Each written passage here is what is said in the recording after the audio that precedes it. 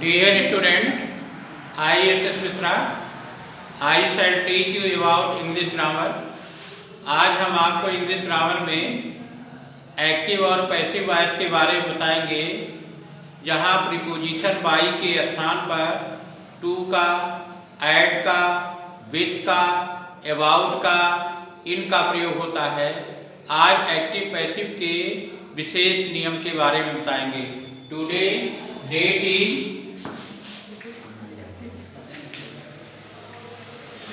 2 फरवरी 2022। अरे डेट नाम क्या जा रहा है? Class 11 and 12 subject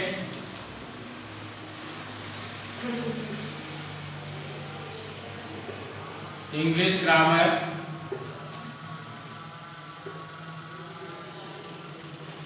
topic active and passive voice।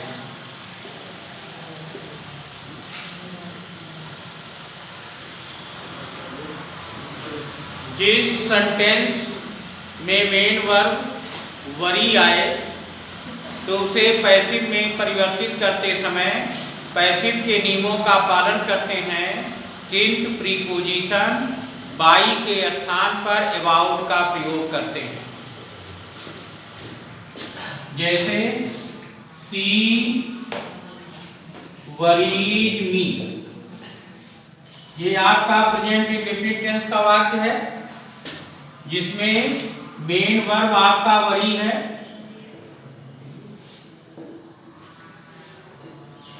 और सी आपका सब्जेक्ट है और मी आपका ऑब्जेक्ट है और ये आपका एक्टिव वॉइस है। इसे जब आप पैसिव में बदलेंगे तो मी का सब्जेक्टिव आई, प्रेजेंट इंडेफिनिट की पैसिव सहायक क्रिया इज एम आर होती है, तो आई के साथ एम, वरी का थर्ड फॉर्म वरीड, जहां बाई लगाते थे बाई के स्थान पर अबाउट का प्रयोग करेंगे और सब्जेक्ट का ऑब्जेक्टिव रूप हर करेंगे। इस तरह से सी वरीड मी का पैसिव वॉइस हुआ। I am worried about. इसी तरह से जिस एक्टिव वॉइस की मुख्य क्रिया surprise, astonish, SURPRISED, surprise, ASTONISED, astonish,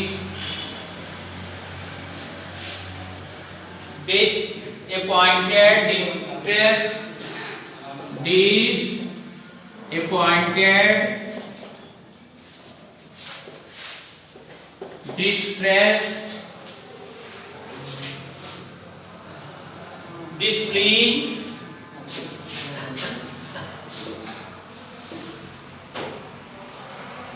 तथा अलार्म आए।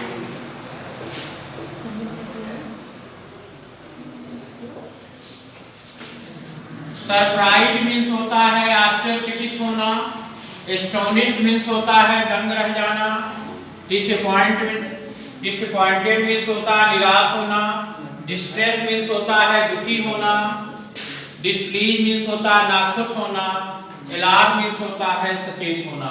अगर ये सब क्रिया आती है तो उसे पैसिव में बदलते समय पैसिव के नियमों का पालन करते हैं, किंतु प्रीपोजिशन बाई के स्थान पर एट का प्रयोग करते हैं। जैसे सी एस्टोनिश्ड,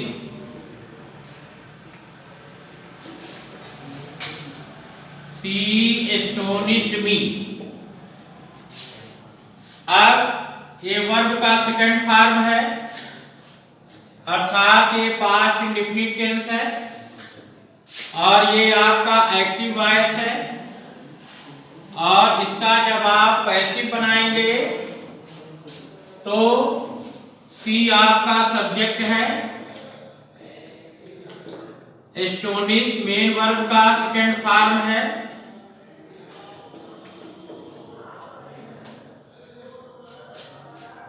और मी आपका ऑब्जेक्ट है।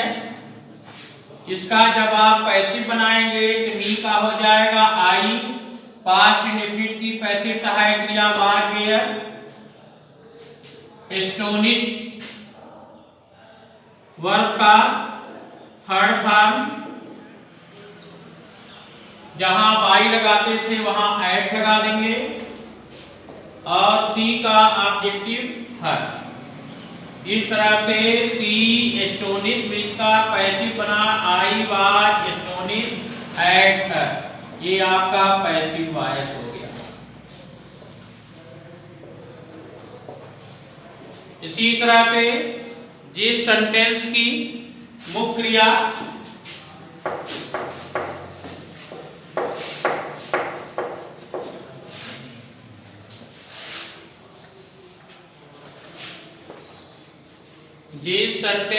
मुख्य क्रिया नो तथा oblige, ANOW, know, OBLIGED, know means जानना होता है, ओब्लाइज मीन्स होता है आज्ञा का पालन करना। तो इसे पैसिव में परिवर्तित करते समय प्रीपोजिशन बाई के स्थान पर टू का प्रयोग करते हैं, जैसे she knows me very well, ये आपका एक्टिव वॉइस है। इसको जब आप पैसिव में बदलेंगे तो सी आपका करता है, नोज आपकी मुख्य क्रिया है, मी आपका कर्म है, वेरी वेल आपका अन्य शब्द है और ये आपका प्रेजेंट इंडेफिनिट टेंस है।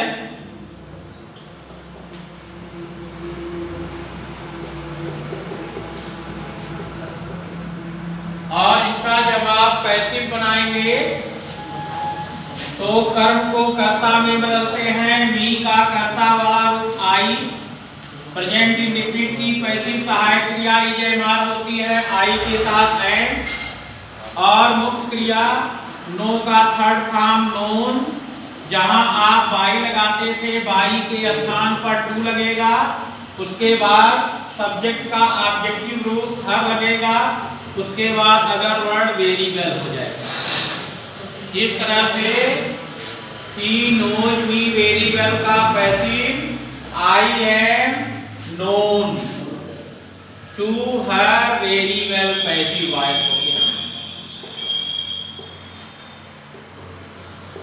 इसी तरह से जिस सेंटेंस की मुख्य क्रिया कंटेन तथा इंटरेस्ट हो,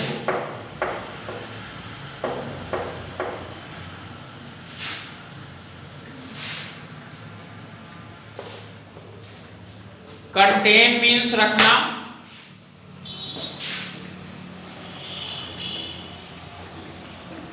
और इंटरेस्ट मीन्स होता है रुचि रखना।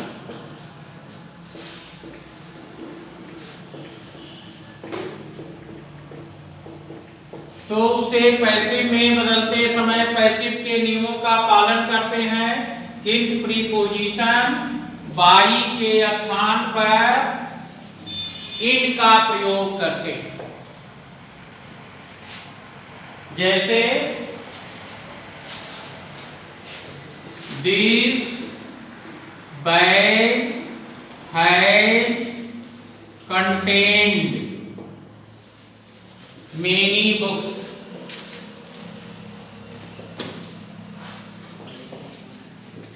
अब ये आपका प्रेजेंट परफेक्ट टेंस है क्योंकि है सहायक क्रिया है।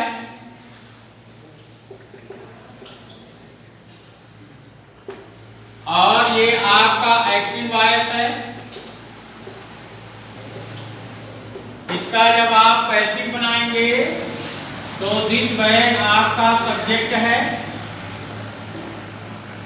हेल्पिंग वर्ब है और कंटेंट मेन वर्ब है और मेनी बुक्स आपका ऑब्जेक्ट है। इसका जब पैसिव बनाएंगे तो ऑब्जेक्ट को सब्जेक्ट के रूप में अर्थात मेनी बुक्स है। प्रेजेंट परफेक्ट की पैसिव सहायक क्रिया हैव बीन। अब मेनी बुक्स बहुवचन है इसलिए हैव बीन लगेगा। कंटेंट का थर्ड फॉर्म कंटेंट होगा। उसके बाद प्रीपोजिशन जहां बाई लगाते थे बाई के स्थान पर इन। उसके बाद सब्जेक्ट का ऑब्जेक्टिव रूप दिस बैग। इस तरह से this bag has contained many book का पैसिव होगा many books have been contained in this bag. ये आपका पैसिव वॉइस होगा।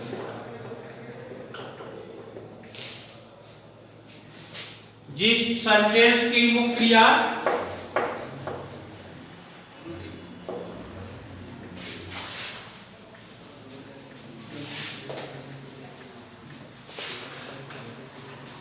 Please,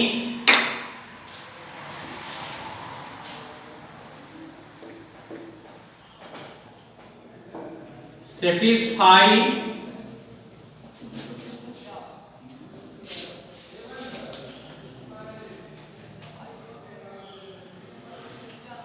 disgust, charm from, disgust,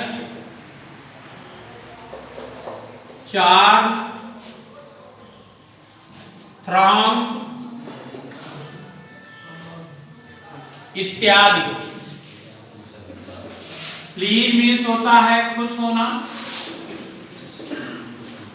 satisfy means होता है संतुष्ट होना। डिस्गस्ट मीन्स होता है घृणा करना। चार मीन्स होता है आकर्षित होना। और फ्रांक मीन्स होता है भीड़ लगाना।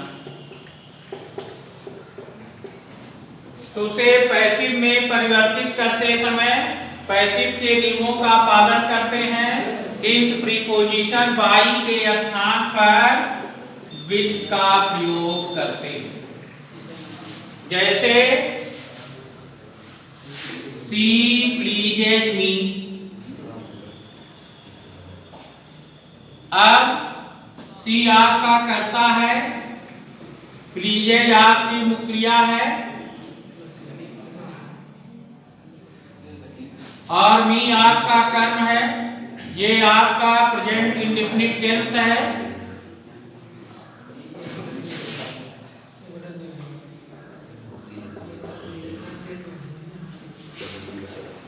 और ये आपका एक्टिव वॉइस है। इसका जब आप पैसिव बनाएंगे तो मी का आई हो जाएगा, आई एम। प्लीज का थर्ड फॉर्म प्लीड हो जाएगा। विथ जहां बाई लगाते थे वहां विथ लगाएंगे, सी का हर हो जाएगा। इस तरह से ये पैसिव वॉइस बन गया। तो जिस सेंटेंस की मुख्य क्रिया प्लीज, सेटिस्फाई, डिस्गस्ट, चार्म, फ्रांक इत्यादि आती है वहां पैसिव के नियमों का पालन करते हैं। इन प्रीपोजिशन बाई के स्थान पर विथ का प्रयोग करते हैं। इस तरह आज हमने कहाँ पर प्रीपोजिशन बाई के स्थान पे कहाँ टू होता है, कहाँ अबाउट होता है, कहाँ पर इन होता है, कहाँ एट होता है, कहाँ विथ होता है इत्यादि के बारे में बताया। और आशा करते हैं इस तरह की एक्सरसाइज आप करेंगे, इससे लाभान्वित होंगे। धन्यवाद।